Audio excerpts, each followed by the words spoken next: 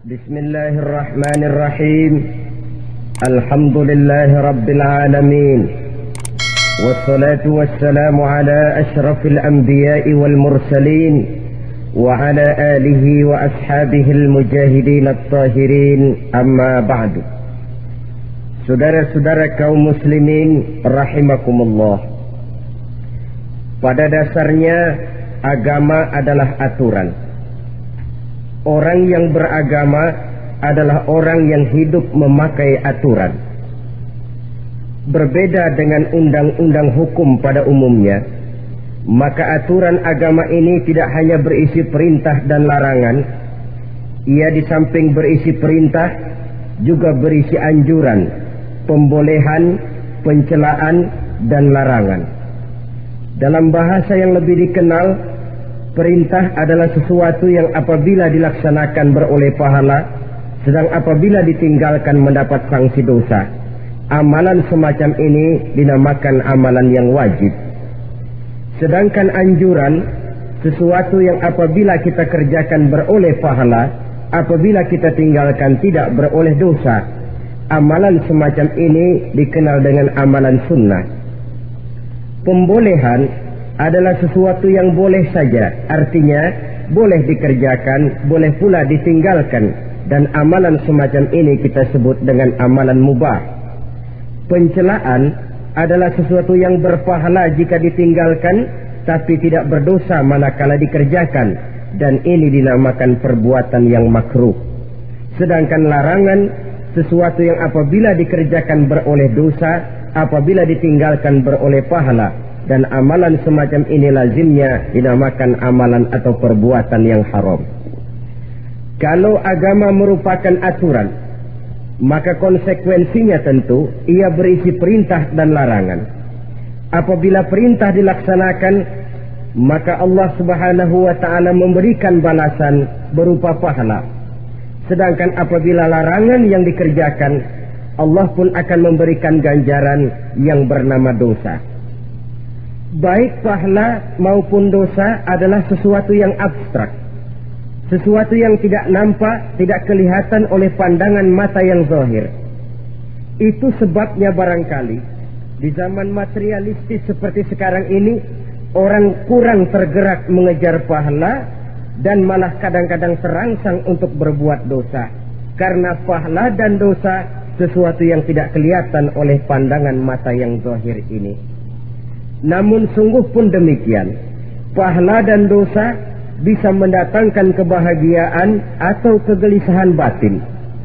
Bersabda Rasulullah sallallahu alaihi wasallam, "Idza sarratka hasanatuka wa sa'atka sayyi'atuka fa anta mu'min."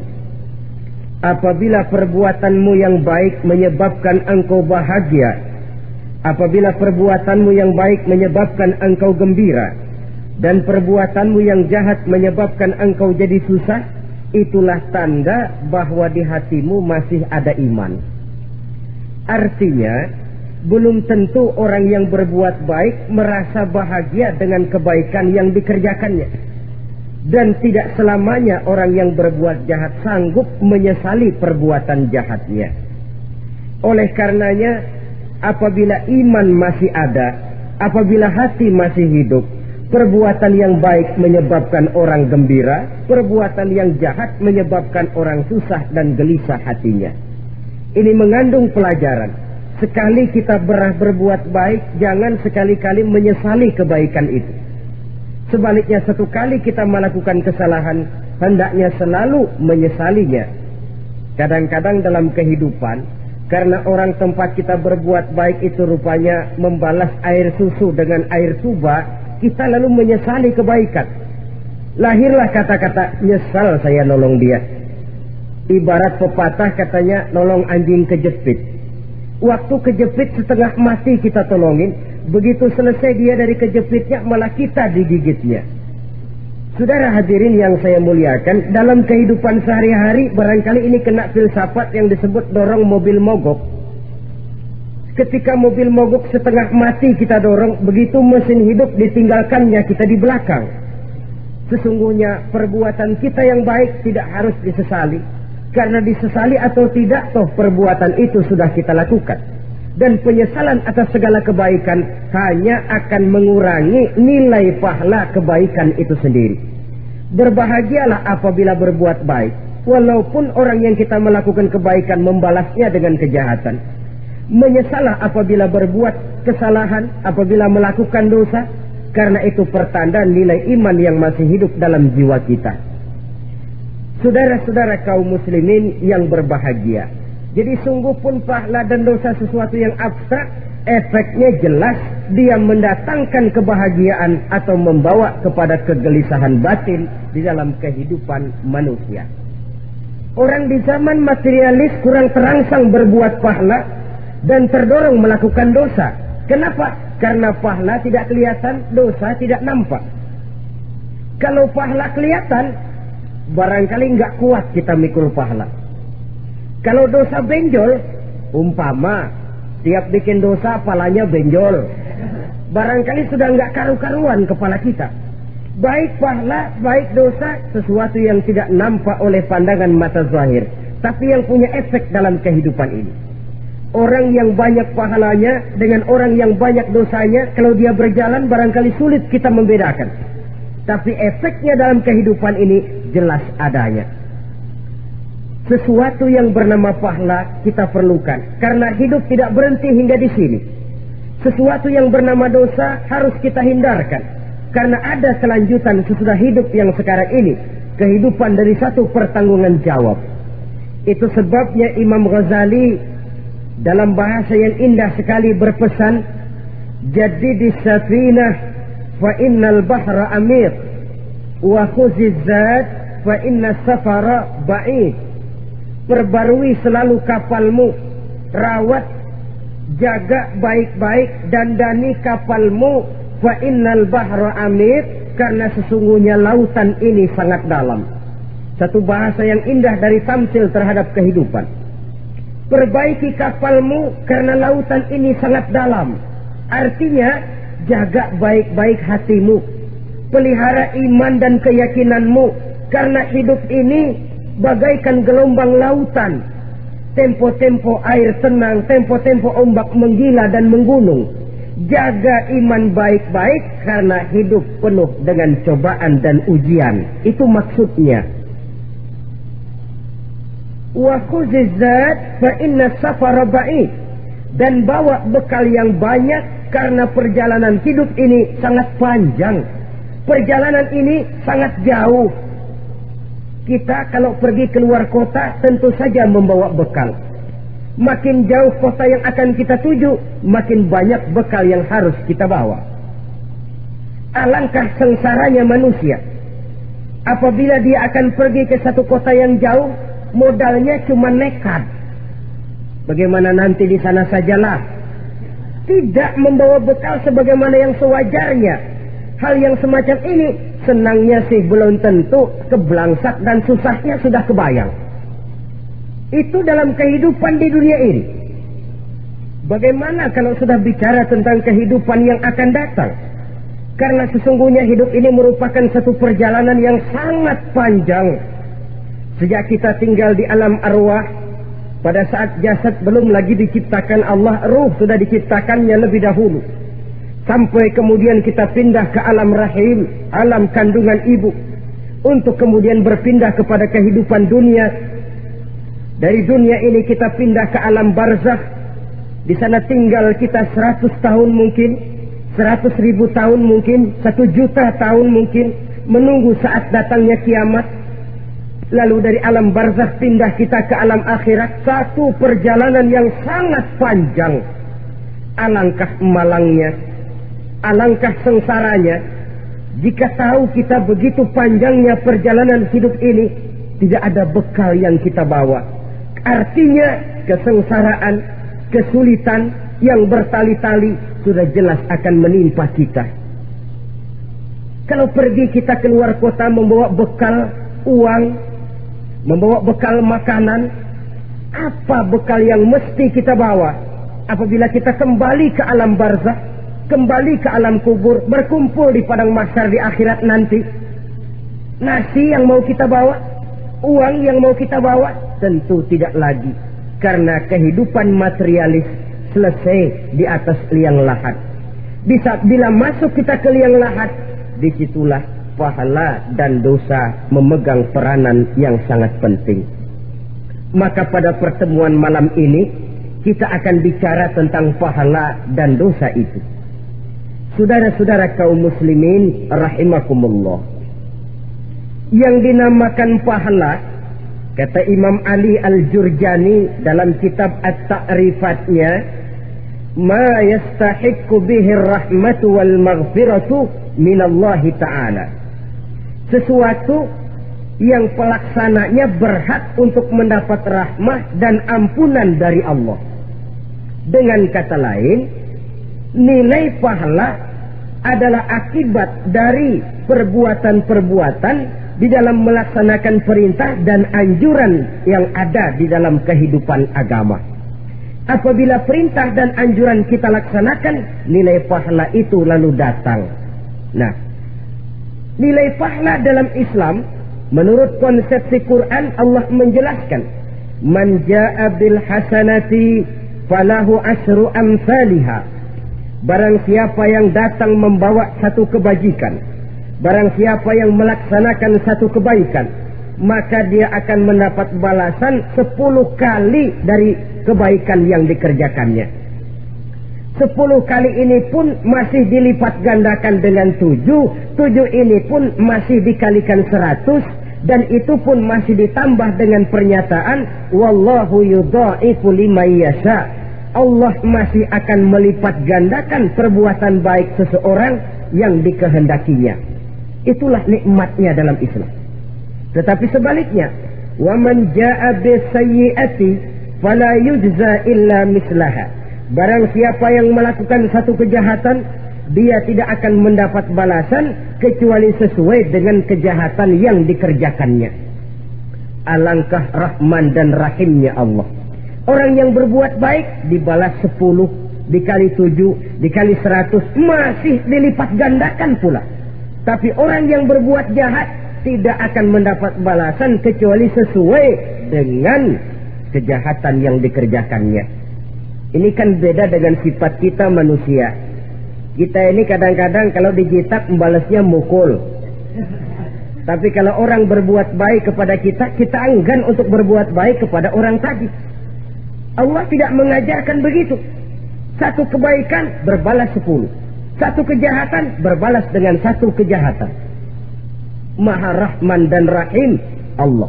Bahkan dalam Islam, niat berbuat baik saja mendapat pahala.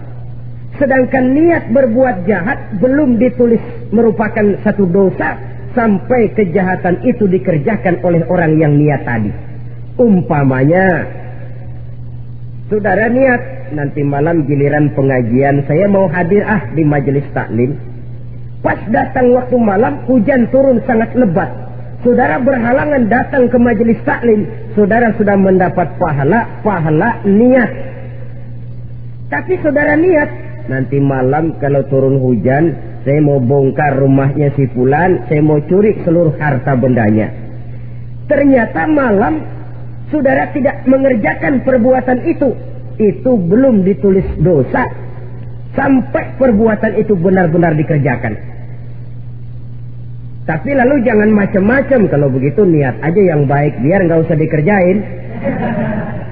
Niat aja pengen ngaji walaupun tidak ada niatan untuk ngaji. Allah lebih tahu tentang apa yang terdetik di dalam hati sanubari kita.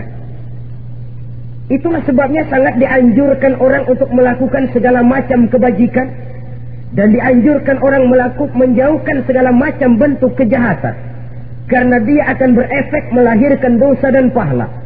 Dosa dan pahala itulah alat untuk memperoleh kebahagiaan di alam kubur, di padang mahsyar, sampai di akhirat nanti. Di dunia ini mungkin segalanya bisa kita beli dengan yang namanya uang. Keamanan kita bisa menyewa petugas untuk menjaga rumah kita. Kendaraan yang mewah bisa kita beli. Udara yang sejuk bisa kita ciptakan. Siapa banyak uang dia raja. Mungkin itu di dunia.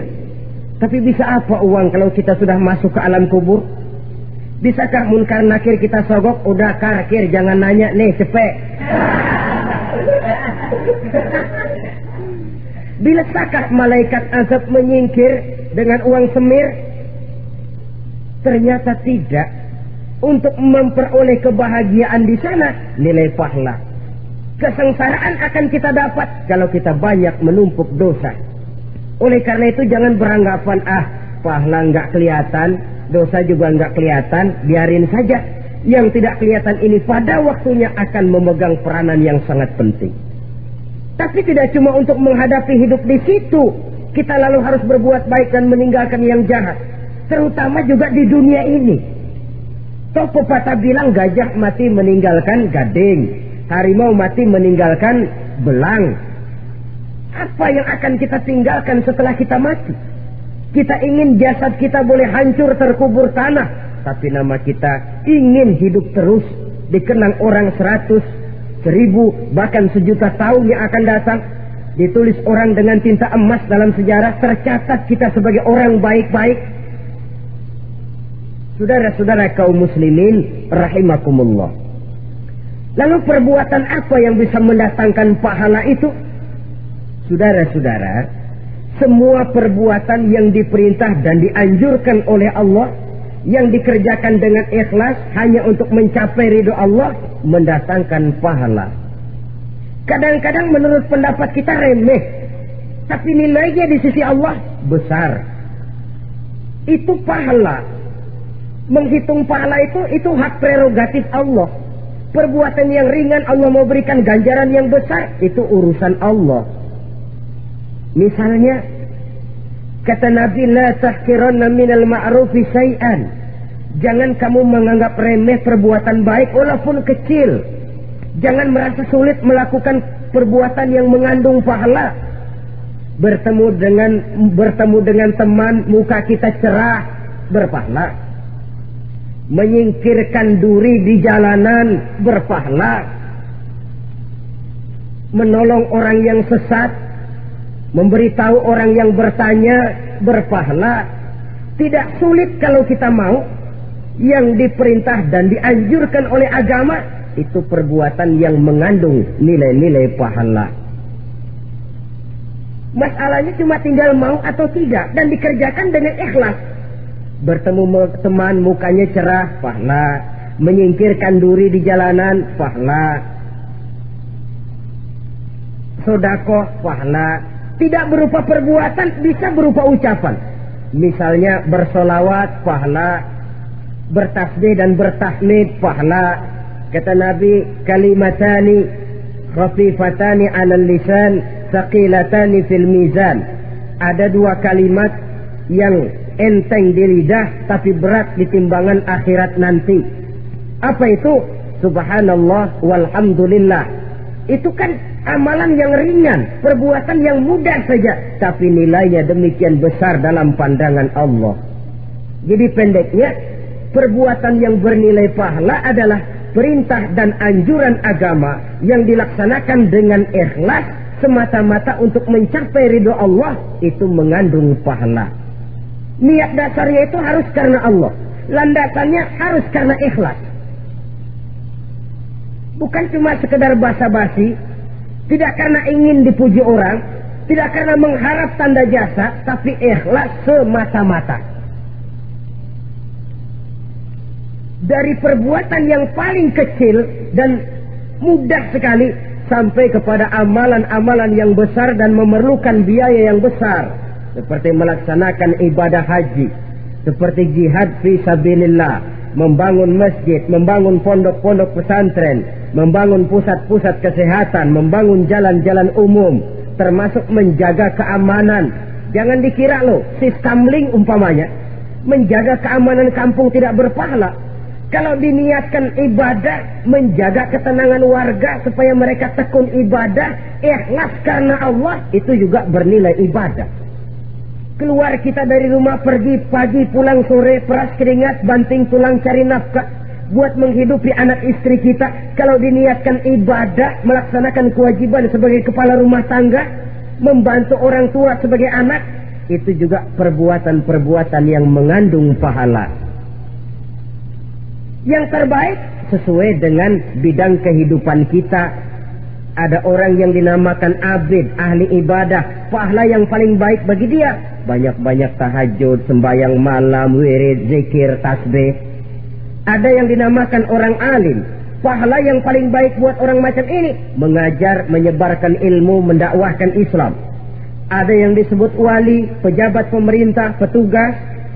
Amalan pahala yang paling baik buat orang semacam ini melayani masyarakat, bekerja di bidangnya sesuai dengan profesinya. Saudara hadirin yang saya hormati, jadi dengan demikian perbuatan-perbuatan yang mengandung nilai-nilai pahala ini bisa perbuatan yang menurut kita kecil namun punya nilai besar. Apalagi perbuatan besar dengan biaya yang besar, tentu makin besar juga pahala yang disediakan oleh Allah Subhanahu wa ta'ala. Oleh karenanya, kalau kita bercermin dari ayat Quran, hidup ini kesempatan untuk berbuat baik. Huwallazi khalaqal mauta wal hayata liyabluwakum ayyukum ahsanu amala. Dialah Allah Tuhan yang telah memberikan hidup dan mati kepadamu untuk menguji kamu, siapa di antara kamu yang paling baik amal perbuatannya. Jadi tidak saya rinci, tapi cukuplah satu penjelasan global. Perbuatan yang berpahala adalah perbuatan melaksanakan perintah Allah atau anjuran Allah dengan dasar ikhlas, dengan tujuan untuk mencapai ridho Allah semata-mata. Lalu apa perbuatan yang mengakibatkan dosa itu?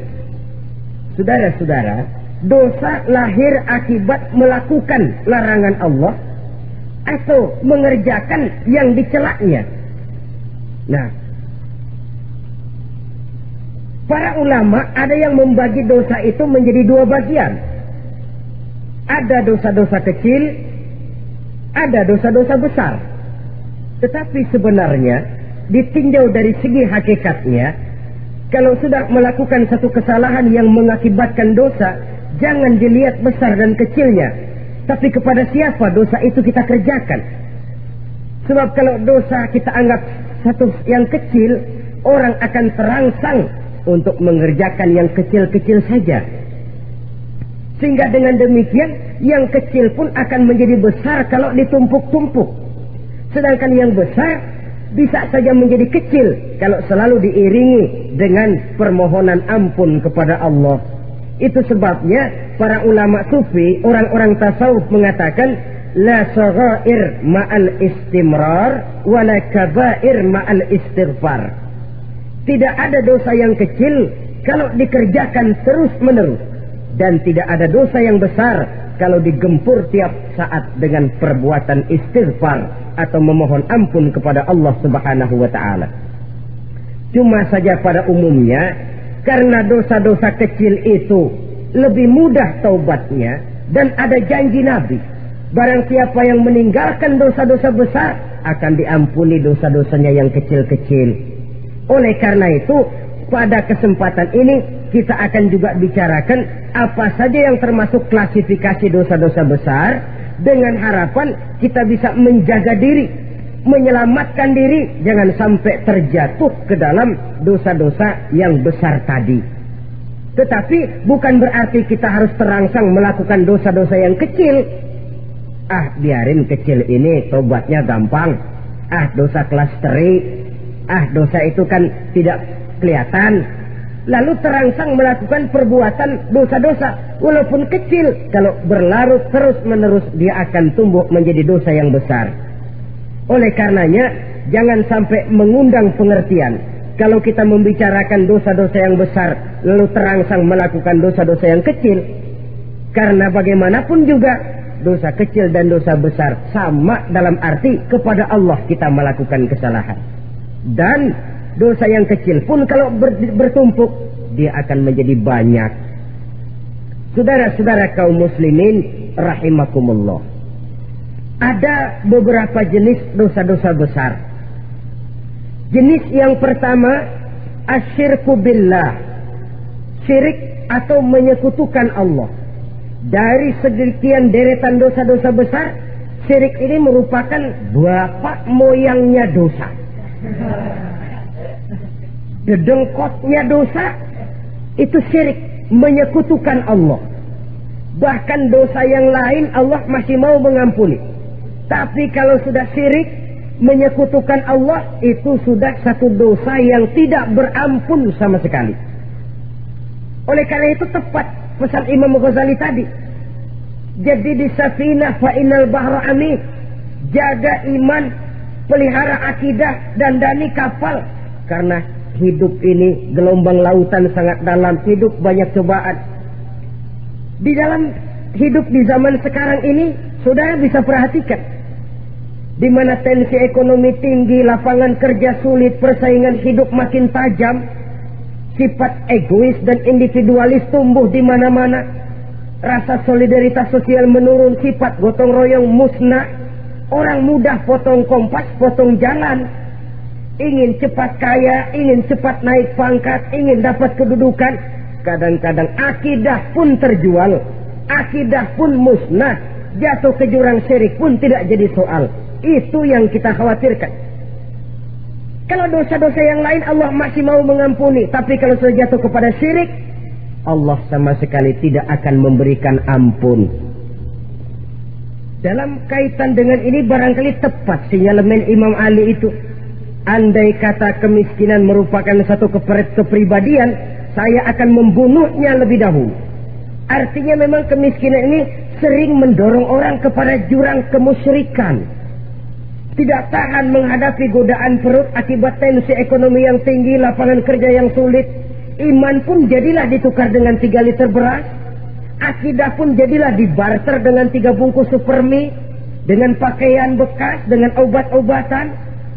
Tidak jadi soal baginya mengejar kebahagiaan yang relatif singkat dengan mengorbankan kebahagiaan yang abadi. Persis ibarat pepatah, nyari jarum kampak hilang. Mencari sesuatu yang kecil, yang besar jadi sia-sia. Membela perut, mengorbankan akidah. Na'udzubillah summa na'udzubillah. Saudara-saudara kaum muslimin rahimakumullah, ini fakta, ini kenyataan. Dan hal semacam ini tidak bisa diatasi cuma dengan ceramah, simposium, diskusi, seminar. Apalagi Nabi berpesan, solahu ummati bil ilmi wal mal. Umatku hanya bisa menjadi baik akidahnya dengan ilmu dan harta. Itu bahasa Nabi. Kalau bahasa kita sekarang, dengan ekonomi dan pendidikan. Ilmu, pendidikan, ekonomi, harta. Tanpa itu sangat besar kemungkinan kita bisa menjual akidah, terjerumus di lembah kemusyrikan. Maka terutama kepada saudara-saudara saya, muslimin yang terpencil jauh dari kota-kota besar, yang kadang dalam kehidupan seharinya imannya sering digoda oleh supermi, akidahnya sering ditantang oleh pembagian beras, pakaian-pakaian bekas, obat-obatan dan sebagainya. Jaga dan bentengi akidah kita. Lebih baik nyawa berpisah dari badan, asal iman jangan berpisah dari hati. Kepada adik-adik saya para remaja, para pemuda di kota-kota besar, yang iman dan akidahnya sering ditantang dengan minuman-minuman keras, fasilitas yang menghanyutkan, yang secara terarah dan praktis sedikit demi sedikit menggiring kita untuk keluar dari nilai-nilai akidah. Hati-hati, jaga baik-baik, sebab intan paling mahal, mutiara paling berharga, tidak lain nilai iman ini. Tergelincir kita daripadanya, jatuh ke lembah kemusyrikan, jatuh ke satu dosa yang teramat besar, yang Allah tidak akan pernah memberikan ampun lagi. Ini dosa besar yang pertama. Yang kedua, qatlun nafsi illa bilhaq. Membunuh orang tanpa alasan yang benar. Di zaman kesulitan ekonomi kadang-kadang orang mudah nekat. Tengok saja, kadang-kadang karena pasar uang 100-200 perak saja nyawa bisa melayang. Kadang-kadang karena urusan yang remeh, salah omong, salah ambil, salah ucap, salah pegang, nyawa bisa jadi melayang. Alangkah murahnya nyawa, seakan-akan kita yang punya. Padahal nyawa itu hak milik Allah. Tidak pantas kita merampasnya, tidak pantas kita menghilangkannya dari jasad seseorang. Oleh karenanya, membunuh orang merupakan satu dosa yang sangat besar. Jangankan kepada orang yang seakidah, orang yang lain akidah saja pun, kalau dia hidup berdamai, rukun, berdampingan, kita harus melindungi. Apatah lagi teman seakidah sendiri. Saudara-saudara kaum muslimin rahimakumullah. Pantas kalau Nabi menyatakan apabila dua orang Islam sudah saling berkelahi, berbunuh-bunuhan, al-qatil wal maqtul finnar. Yang membunuh dan yang dibunuh dua-duanya sama-sama masuk neraka. Sahabat heran, ya Rasul, kalau yang membunuh masuk neraka sih wajar, tapi yang terbunuh kok neraka juga, kenapa? Kata Rasul, sebenarnya dia juga cuma sudah niat untuk membunuh, cuma keduluan saja. Andai kata dia tidak terbunuh, tentu dia yang akan membunuh. Saudara-saudara kaum muslimin rahimakumullah, Islam sesuai dengan namanya adalah agama damai. Kita tidak boleh mencari-cari musuh, walaupun tidak boleh lari kalau bertemu musuh.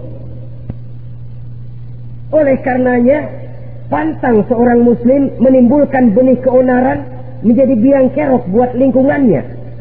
Sesuai dengan namanya, seorang muslim adalah seorang yang dalam hidup senantiasa berusaha menebarkan salam, menebarkan kedamaian, ketenangan dan ketentraman. Dengan prinsip musuh jangan dicari, bertemu pun jangan lari. Yang ketiga, termasuk dalam kelompok dosa besar ini, syurbul khamr, meminum minuman keras. Termasuk di dalam kata khamr ini ganja, morfin, narkotik. Sebab apa? Jenis minuman semacam itu tidak hanya merusak keadaan sekarang, tapi sekaligus merusak kehidupan yang akan datang. Kalau itu jatuh di tangan generasi muda, artinya kan merusak kehidupan masa depan daripada suatu bangsa. Karena apa? Remaja dan pemuda merupakan bentuk miniatur daripada kehidupan bangsa. Akan bagaimana warna umat Islam di Indonesia, bahkan akan bagaimana warna Indonesia 30, 40, 50 tahun yang akan datang, remaja sekarang jawabannya. Kalau remaja kita sekarang ini kerjanya cuma bisa nyekek botol, insya Allah bangsa Indonesia 30-40 tahun yang akan datang akan tumbuh menjadi bangsa teler. Tidak banyak yang bisa kita harapkan. Remaja adalah gambaran masa depan dari satu bangsa, dari satu umat. Dan remaja itu di dalam dirinya secara fitrah terkumpul semua bakat, terdapat semua kemungkinan. Kita ini lahir membawa sifat pemimpin, tapi juga membawa sifat pengacau. Kita ini ada bakat jadi orang jujur, ada bakat jadi pengkhianat. Kita ini ada bakat menjadi orang baik-baik, kita juga punya bakat jadi biang kerok. Kita kemungkinan bisa jadi pemimpin bangsa, tapi juga bisa menjadi pemimpin bangsat. Nanti lingkungan dan pendidikan akan menumbuhkan, membentuk mana yang tumbuh lebih subur. Kalau lingkungan dan pendidikannya lebih banyak bercerita tentang kejujuran, maka nilai kejujuran yang akan tumbuh lebih banyak dalam jiwanya. Dan insya Allah diharapkan dia akan menjadi manusia yang jujur di kelak kemudian hari nanti. Dan masalah minuman keras ini sebenarnya berkait. Kita tidak bisa cuma menyalahkan remaja saja, menyalahkan pemuda saja, karena bagaimanapun masalahnya kompleks. Menghancurkan sesuatu tanpa melihat kausalnya, tanpa melihat sebab akibatnya kan sama juga bohong. Kemungkinan karena broken home, kemungkinan karena pergaulan, kemungkinan karena kurang perhatian orang tua, kemungkinan karena akibat bacaan, tontonan, atau fasilitas berupa dibukanya pabrik-pabrik minuman keras, dijualnya minuman-minuman keras di warung-warung yang remang-remang, yang memberikan kenikmatan, kebahagiaan dan kebanggaan tersendiri. sehingga akhirnya orang terangsang untuk datang dan minum di sana. Pada dasarnya memang sepele, cuman minum, nggak ngerugiin orang lain kan? Iya, pada waktu minum. Tapi dikala sudah mabuk, out of control, apapun bisa kita lakukan. Yang kita ucapkan kita tidak sadari lagi, yang kita kerjakan tidak kita sadari lagi. Dikala itu segala macam kejahatan bukan sesuatu yang tidak mungkin untuk kita laksanakan. Nggak ngerugiin orang lain, memang pada saat mau minum. Tapi begitu minum, mabuk, kita bisa merugikan orang lain. Setidaknya merugikan diri sendiri. Pertumbuhan IQ menjadi lemah, semangat kehidupan hilang, gairah kerja menurun, kalau tidak ada sama sekali. Lalu apa yang bisa kita lakukan di dalam kehidupan? Dan akan lebih celaka kalau ini menimpa kehidupan generasi muda kita. Kadang-kadang yang ironi ya, kalau yang orang tuanya mampu barangkali masih tertolong, tapi yang orang tuanya kondisi ekonomi lemah masih kepengen teler juga. Orang tuanya nggak mampu masih pengen mabuk.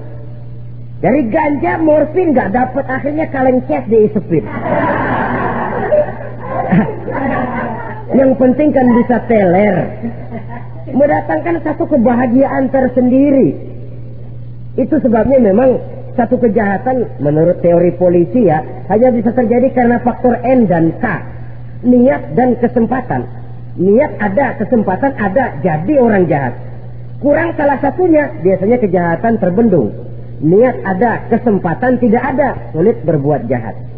Kesempatan ada, niat tidak ada, tidak mungkin orang jahat. Tapi yang paling dominan sebenarnya niat. Kalau niat sudah kuat, kesempatan bisa dicari, kesempatan bisa diciptakan. Biar hansip nongkrong, ditungguin lengahnya.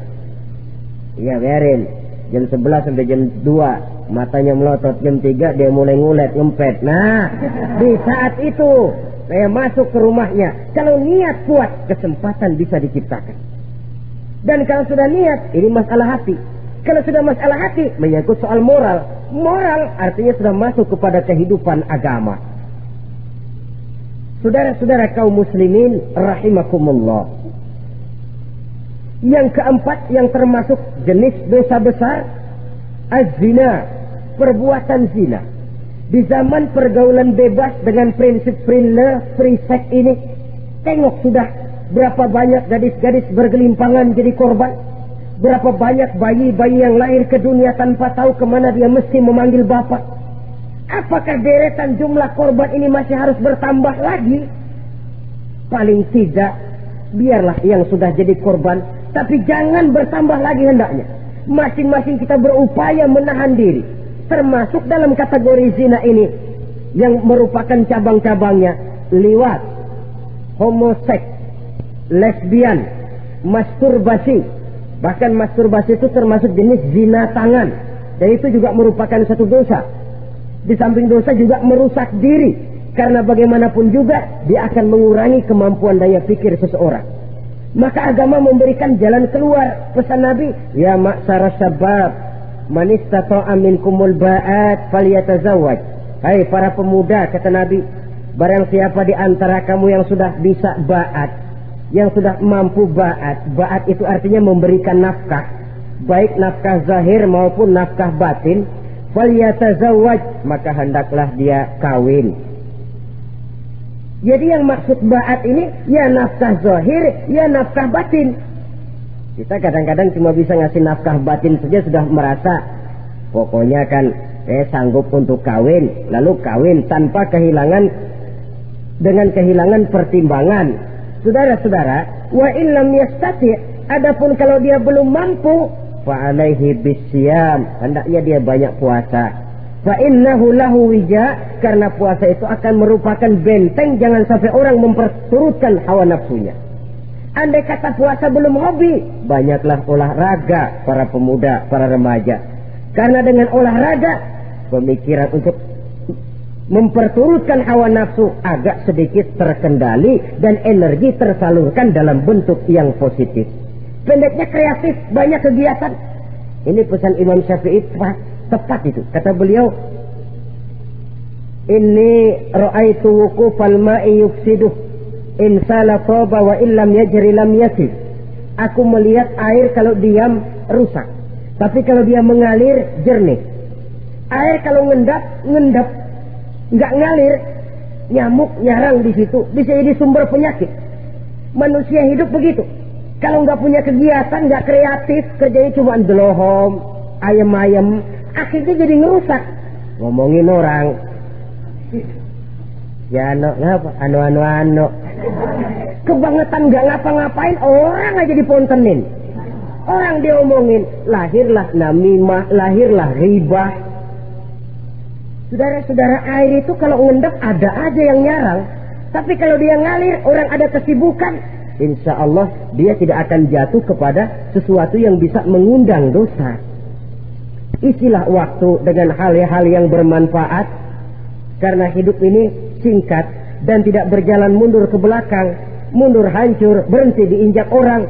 Sekali melangkah, jangan surut mundur ke belakang. Homoseks terlepas dari penyakit kejiwaan. Sekarang ini kan sudah ada persatuan kaum gay katanya, meminta perlakuan yang sama dan agar dibolehkan kawin sesama mereka. Secara manusiawi boleh, secara manusiawi kita hargai mereka, tapi dari kacamata agama ini jelas merupakan penyimpangan, dan penyimpangan merupakan suatu dosa terlepas dari pertimbangan manusiawi. Jangan karena terlalu memperturutkan suara manusiawi lalu kita mengesampingkan agama. Termasuk lesbian, wadon karo wadon. Kalau homo itu kan lanang karo lanang katanya. Saudara-saudara kaum muslimin rahimakumullah, ini bukan penyakit baru.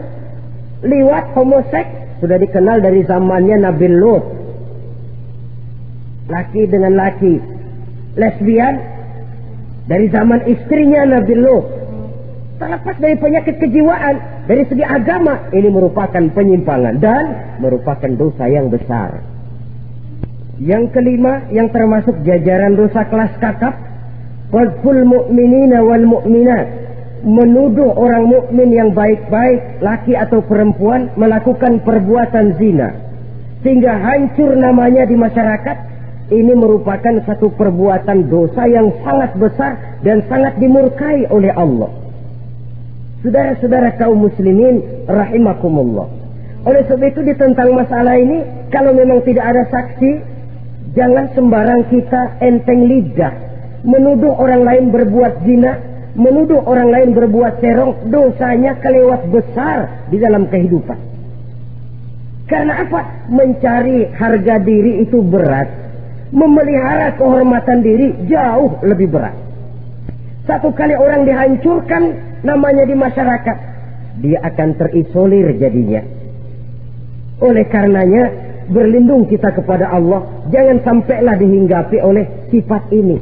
Karena sentimen kita kepada seseorang, karena hasad kita kepada seseorang, tidak senang melihat orang lain lebih maju, lalu lidah ini seenaknya saja mengucapkan kata, padahal sanksi dan resikonya sangat besar. Yang kita tuduh barangkali mendapat pahala dari Allah, kita sendiri yang menuduh tanpa saksi, tanpa alasan yang benar, mendapat dosa yang sangat besar. Saudara-saudara, memang kadang-kadang aneh dalam hidup ini. Seorang pelacur biasanya bisa menjaga mulutnya di masyarakat, kata-katanya baik, sopan. Kenapa? Karena mulut yang satu sudah tidak terjaga.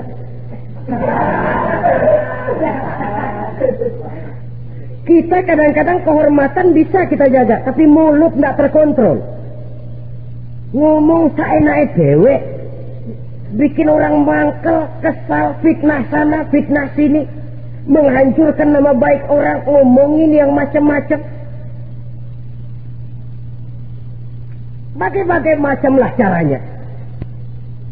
Saudara-saudara kaum muslimin yang berbahagia. Jadi dengan demikian, menuduh orang lain berbuat zina, sedangkan orang itu tidak pernah melakukannya, ini termasuk satu dosa yang sangat besar di dalam kehidupan ini. Yang keenam, al-aqu bil walidain, durhaka kepada ibu bapak. Seorang anak, bagaimanapun banyak nilai ibadahnya, banyak kebaikan di masyarakat, menyandang berbagai macam gelar, pangkat dan jabatannya tinggi, tapi kalau sudah durhaka kepada kedua orang tuanya, alamat hidup tidak lagi membawa keberkahan. Dan itu dosa yang sangat besar. Sampai Nabi sabdakan, ridho Allah ada di dalam keridhaan ibu bapak, murka Allah pun ada di dalam kemurkaan ibu dan bapak. Walaupun belum tentu setiap kita orang tua, tapi yang jelas setiap kita adalah anak. Dan setiap anak punya ibu dan bapak. Jangan sampai kacang lupa kepada kulitnya. Saudara-saudara kaum muslimin rahimakumullah, durhaka kepada ibu bapak merupakan perbuatan yang sangat dimurkai oleh Allah. Apalagi ibu yang telah melahirkan kita, bahkan mengandung kita. Begitu juga bapak yang telah berusaha peras keringat banting tulang untuk mengasuh membesarkan kita. Tidak ada perbuatan baik yang kita lakukan untuk bisa menebus kebaikan daripada ibu dan bapak kita. Setidaknya kalau belum bisa berbuat baik kepadanya, kepada keduanya, janganlah menyakiti hati keduanya. Itu saja dulu yang harus dijaga. Kadang-kadang sudah berbuat baik enggak, nyakitin melulu. Sudah nyenangin belum bisa, saban sehari nyakitin saja. Padahal kedua orang tua itu doanya manjur, sebagaimana sumpahnya juga bisa jadi kenyataan, dan sering bahkan menjadi kenyataan. Sampai ibu bapak sudah wafat, sudah meninggal sekalipun, kewajiban berbakti masih harus terus dilakukan oleh seorang anak. Lalu yang ketujuh, at-tawalli yaumaz zahfi, berpaling pada hari pertempuran. Orang sedang sibuk-sibuk menghadapi musuh, maksudnya berjuang membela agama ini, dia lari menyelamatkan diri. Pengecut, mental munafik. Ayo, kalau demi agama, mari kita maju ke depan. Allahu Akbar. Yang besar Allah, yang lain kecil semua. Maju. Orang lain maju serentak, dia mundur jauh ke belakang. Mental munafik, mental calo, istilah sekarang ini. Oh, itu calo, mental calo. Tuhan gedek banget itu. Coba ya, kalau itu paling sibuk nyuruh penumpang naik. Tapi sementara penumpang naik sampai ke tempat tujuan masing-masing, calonnya nggak kemana-mana, diem aja di situ. Cuma orang aja disuruh naik. Dan saudara, kerja bakti, orang turun ke comberan, dia naik ke tempat tidur.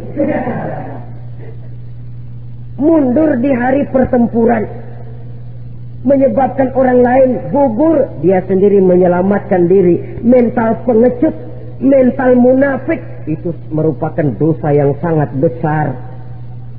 Saudara-saudara kaum muslimin rahimakumullah, itu sebabnya agama itu memerlukan keberanian, memang, tapi bukan keberanian yang tanpa perhitungan. Sebab berani tanpa berhitung namanya berani babi. Kita berani kalau benar, kita harus takut kalau salah. Jangan dibalik. Salah berani, nekat namanya. Benar takut, pengecut namanya. Orang yang pengecut adalah orang yang takut membela kebenaran. Orang yang nekat sesungguhnya udah salah nggak malu lagi, udah salah nekat lagi. Merasa rugi berbuat kebaikan, puas kalau berbuat kejahatan. Padahal Nabi pesan, siapa yang berbuat dosa sambil tertawa, nanti dia akan masuk neraka sambil menangis. Karena itu dipesan pula di dunia ini, sering-seringlah mencuci mukamu dengan air mata taubat. Cuci lidahmu dengan zikir kepada Allah. Bersihkan hatimu dengan air ikhlas. Saudara-saudara kaum muslimin rahimakumullah, kan ada toh orang berbuat baik enggak gembira, tapi berbuat jahat malah puas. Atau sama saja orang lain berbuat baik, hatinya kesel. Orang lain berbuat jahat, dia malah mendukung. Atau orang lain tergelincir berbuat jahat, dia malah girang. Ini kan tidak objektif. Karena yang berbuat baik, orang yang dia keselin, dia nggak seneng. Tetapi karena yang berbuat jahat, orang yang dia senengin, dibenerin juga. Itu nggak objektif namanya. Mundur di hari pertempuran pada saat saudara-saudara kita sedang menghadapi musuh, sikap pengecut yang sangat dibenci Allah. Yang kedelapan, termasuk kelompok dosa besar, aklu malil yatim, makan harta anak yatim. Kadang-kadang ada orang mengeksploitir loh nasib anak-anak yatim. Karena biasanya para dermawan peka kalau mendengar nasib yatim, memberikan santunan. Si yatim belum makan, yang ngurusin udah pada kenyang. Mengeksploitir, memakan harta anak yatim termasuk dosa yang sangat besar. Sehingga Nabi pesan, ana wa kafilul yatim kahataini yaumal qiyamah. Aku dan orang yang menyantuni anak yatim seperti dua jari ini di hari kiamat. Rumah yang paling dimuliakan Allah adalah rumah yang di dalamnya ada anak yatim yang hidupnya dihormati, hidupnya disantuni, keperluannya dicukupi. Maaf saja, tahap kita menyantuni anak yatim ini baru tahap setahun sekali. Kalau Muharram kita agungkanlah, kita besarkan. Lebaran yatim katanya. Kita kumpulkan dana, kita usap kepala yatim, kita kumpulkan beras, kita bagikan hari itu. Perkara bulan depan kelaparan, kita tutup kuping. Perkara bulan berikutnya dia kelaparan, kita masa bodoh. Bahwa di bulan Muharram kita santuni yatim piatu itu sudah baik. Tapi akan lebih baik lagi kalau kita sanggup menjadi bapak asuh mereka, memikirkan sekolah mereka ada kontinuitas. Kalau mereka diasuh oleh orang lain, lalu bertukar agamanya, berpindah akidahnya, kita ngomel habis-habisan. Tapi kita ada kemampuan, kita tidak mau berbuat semacam itu. Ya sama juga bohong namanya. Saudara-saudara kaum muslimin rahimakumullah. Orang yang menyantuni yatim mendapat pahala besar. Tapi orang yang mengkorup harta anak yatim, dosanya juga sangat besar. Berhati-hatilah kalau kita diberikan kepercayaan oleh masyarakat untuk mengurus anak-anak yatim. Karena pahalanya besar, resikonya juga besar. Yang kesembilan, syahadatuz zur, sumpah palsu. Sebab sumpah palsu ini menggunakan nama Allah untuk sesuatu yang tidak benar. Nama kita saja dibawa untuk yang tidak benar, kita jengkel. Nama kita dipalsukan untuk sesuatu yang tidak baik, kita kadang-kadang jengkel, tidak puas jengkel, menuntut melalui saluran hukum. Kenapa? Nama saya dicatut. Bagaimana lagi kalau nama Allah kita pakai untuk bersumpah, sumpahnya palsu, menguntungkan kita, merugikan orang lain, Allah murka betul. Maka sumpah palsu termasuk deretan dosa-dosa besar. Apalagi yang ke-10, aklu riba, makan riba alias renten. Ini kan yang cepat mendatangkan uang. Kadang-kadang kalau yang bikin riba itu orang awam barangkali, ya masih kita maklumi. Kadang-kadang penyakit ini datang menimpa mereka juga yang kita kenal kebaikannya. Bahkan suka datang ke musola, rajin ke masjid kadang-kadang. Riba masih dimakannya. Karena ini cara cari duit paling enak. Duit utuh, tambahnya terus masuk. Na'udzubillah, summa na'udzubillah. Itu yang diibaratkan dalam perjalanan Mi'raj. Waktu Nabi diperlihatkan neraka. Orang perutnya sebesar rumah, dililit ular. Diseret-seret itu hancur perutnya. Dibulatkan lagi, diseret lagi, hancur lagi. Dibulatkan lagi, terus menerus begitu. Dia berteriak, mengerang, mengeluh, mengadu kesakitan. Nabi tanya, itu apa Jibril? Itu contoh dari umatmu yang suka makan riba Muhammad, makan renten. Saudara-saudara, ini kan mencetik leher orang. Orang sedang kesulitan, kelihatannya sih baik, menolong, tapi di belakang menolong itu nyekek. Di belakang nolong itu nyekek. Dan nyekek itu sebenarnya tujuan utamanya. Orang yang menjalankan riba pada dasarnya tidak punya kemanusiaan kok. Kalau dia kelihatannya mau menolong, kelihatannya motifnya mencari untung di belakang itu. Jauh dari kemanusiaan. Yang ke-11, saudara-saudara, termasuk jajaran dosa besar itu qat'ur rahim, memutuskan silaturahmi. Marah, hobi sama marah. Kalau 3 hari nggak marahan sama orang, ngebet palanya. Selalu nyari gara-gara. Kalau udah marah berlaku perpanjangan waktu. Tahun, 2 tahun, kadang-kadang seumur hidup. Saudara hadirin yang saya muliakan. Apalagi mengurangi timbangan termasuk kelas dosa besar.